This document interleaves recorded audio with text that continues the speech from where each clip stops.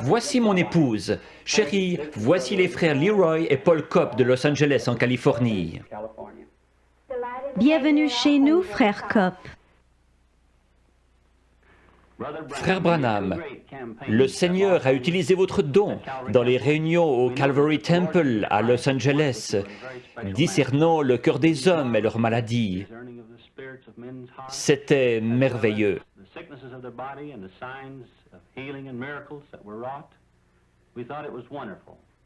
Nous voudrions en savoir plus à propos de votre don, frère Branham. Je suis né dans l'est du Kentucky, dans une cabane en rondin. Mes parents n'étaient pas portés sur la religion et n'allaient pas à l'église. Mais ils ont dit qu'au moment de ma naissance, une lumière est entrée dans la chambre et s'est tenue au-dessus de moi. Elle m'a accompagné pendant toute ma vie. Elle a été photographiée récemment. Vous avez vu cette photo. C'est la seule qu'on ait jamais prise d'un être surnaturel. C'est le même ange de Dieu que celui qui accompagna les enfants d'Israël depuis l'Égypte.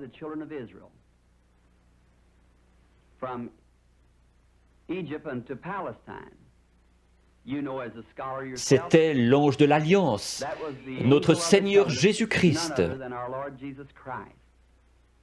Il n'a pas prétendu être une personne importante lorsqu'il était ici sur terre. Il a dit, le Fils ne peut rien faire d'autre que ce que le Père lui montre. Dans Jean 5, à la piscine de Bethesda, Jésus a trouvé beaucoup d'estropiés, de gens aveugles et infirmes, attendant que l'eau s'agite. Il n'en a guéri qu'un seul, mais il savait où il était. Le Père le lui avait montré. Peut-être n'était-il pas estropié, il était couché sur un grabat. Au verset 19, les Juifs l'interrogeaient. Peut-être qu'aujourd'hui, on se demanderait pourquoi Dieu, passant à côté de tous ces gens infirmes et aveugles, ne les guérissait pas tous.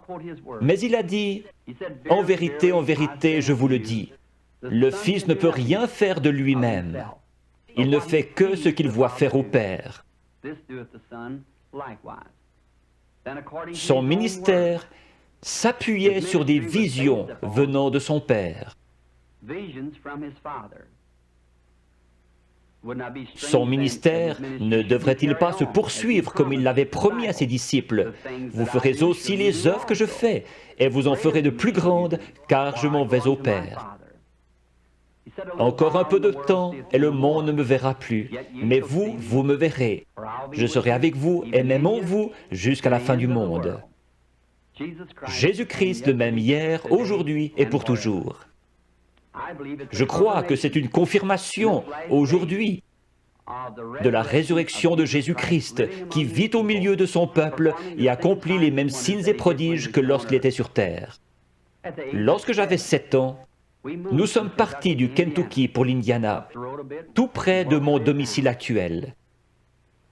Nous allions chercher l'eau à un puits, situé à un pâté de maisons plus loin. Un certain après-midi de septembre, alors que je passais près d'un gros peuplier planté à mi-chemin entre le puits et notre maison, j'ai remarqué un tourbillon dans l'arbre. Cela n'avait rien d'anormal à cet endroit en septembre. Comme il ne s'en allait pas, je me suis arrêté pour l'observer. Une voix en sortit disant Ne fume et ne bois jamais. Ne souille jamais ton corps d'aucune manière, car tu dois accomplir une œuvre quand tu seras grand. » Effrayé, je suis rentré en courant à la maison. J'ai raconté à ma mère qu'un homme m'avait parlé dans un arbre. Elle a pensé que j'étais excité et m'a mis au lit. Les visions ont commencé à ce moment-là. Quand cela vient sur moi, cela produit une vision. Je peux dire aux gens ce qui ne va pas avec eux, leur péché et ce qu'ils doivent faire. À 37 ans, une nuit, alors que je priais, j'ai remarqué une lumière sur le sol. Elle provenait de la colonne de feu située juste au-dessus. J'ai entendu quelqu'un marcher et un homme pesant environ 90 kilos a traversé la chambre et est venu dans cette lumière. Il était nu-pied, son teint était basané et ses cheveux noirs tombaient sur ses épaules. J'ai eu peur. Il m'a dit « Ne crains rien ». J'ai reconnu alors que c'était la même voix que celle qui m'avait toujours parlé. Mais c'était la première fois que je le voyais sous une forme humaine. Il a dit « Je suis envoyé de la présence de Dieu pour te dire que tu vas devoir prier pour les malades. De grands signes et prodiges accompagneront ton ministère et tu prieras pour des rois, etc. » J'ai dit « Je suis pauvre et sans instruction. Je ne serai pas capable de faire ce travail. » Il m'a dit que de même que Moïse reçut 2 signes pour confirmer son ministère, de même j'en recevrai 2. L'un serait les miracles en priant pour les malades et l'autre serait de connaître les secrets des cœurs. Je lui ai dit que j'avais prié à ce sujet, mais que les gens avaient dit que c'était du diable. Il m'a cité le passage des Écritures où Philippe s'adressait à Nathanaël. Puis Jésus lui dit qu'il se tenait sous l'arbre lorsque Philippe l'avait trouvé.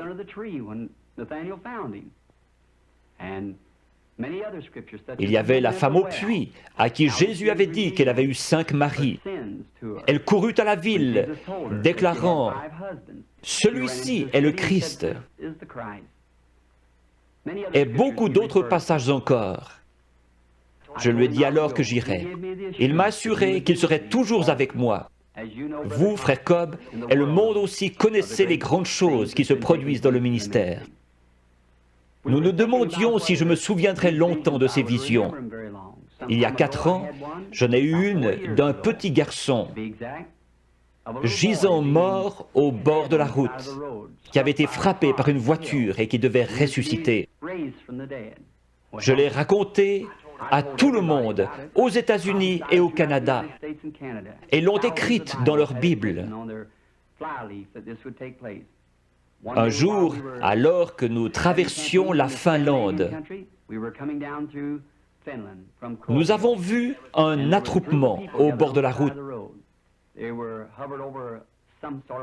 Le petit garçon était là, exactement comme cela m'avait été montré. J'ai dit à frère Moore, regarde dans ta Bible si ce n'est pas la scène en question. Il a dit oui.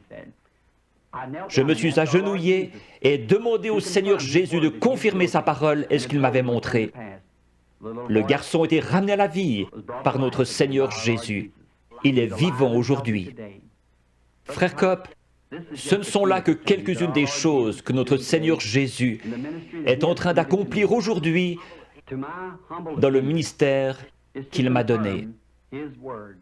À mon avis, c'est pour confirmer sa parole. Je serais heureux de servir notre Seigneur en Israël, frère Copp. Je crois que mon ministère auprès des Juifs serait très efficace. L'Écriture dit, les Juifs demandent des miracles, les Grecs la sagesse. Nous croyons que beaucoup de Juifs et d'autres là-bas en Terre Sainte croiront que le Seigneur Jésus-Christ est le Messie quand ils verront un chrétien accomplir la prophétie de Joël. Je suis sûr que vous vous référez à Joël 2, 28, où il a dit que dans les derniers jours, il répandrait son esprit sur toute chair, que les fils et les filles prophétiseraient, que les vieillards auraient des songes et les jeunes gens des visions. Nous devons vous dire au revoir maintenant. Nous avons eu du plaisir. Dieu voulant, nous nous verrons à Chicago dans quelques jours. Chers amis, j'ai aussi eu du plaisir à vous avoir chez nous ce soir. Nous prierons ensemble pour les réunions de Chicago et par la grâce de Dieu, j'espère vous y rencontrer. Accepteriez-vous une tasse de thé? Merci beaucoup, Sir Branham. Merci. Merci, chérie.